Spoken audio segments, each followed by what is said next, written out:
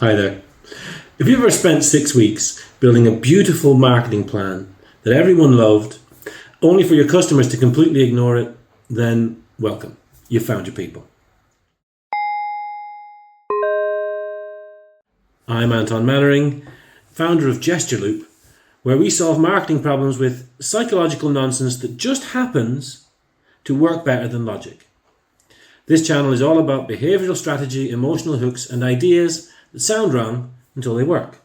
Today we're talking about why most marketing plans fail and what to do instead.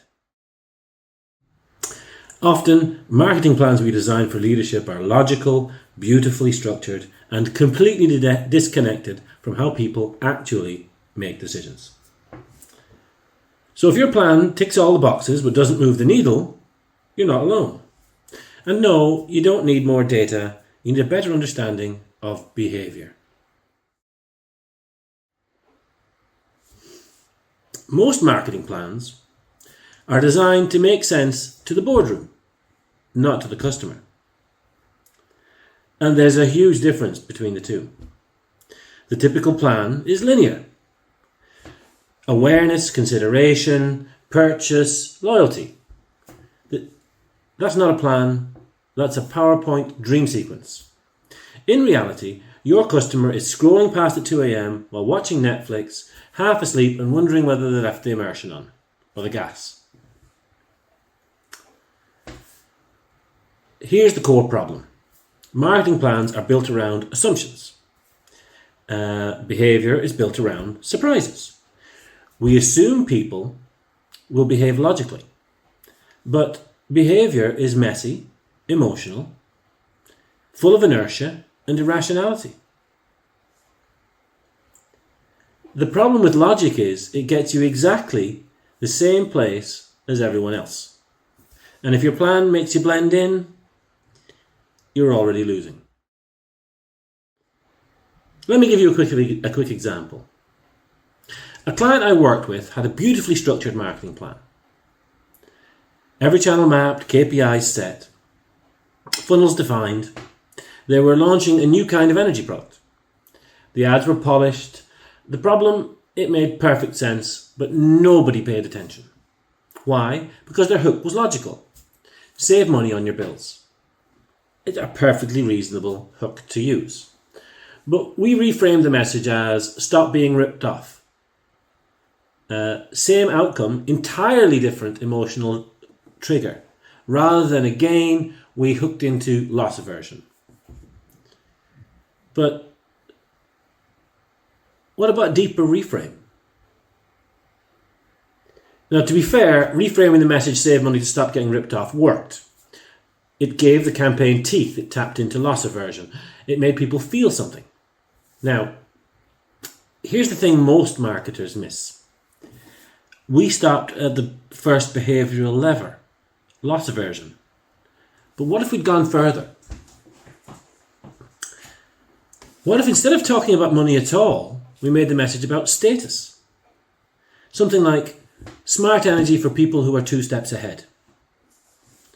That's not a utility pitch, it's an identity statement. It tells the customer, you're smarter than the rest. Or we could reframe the entire category, because modern homes deserve modern energy.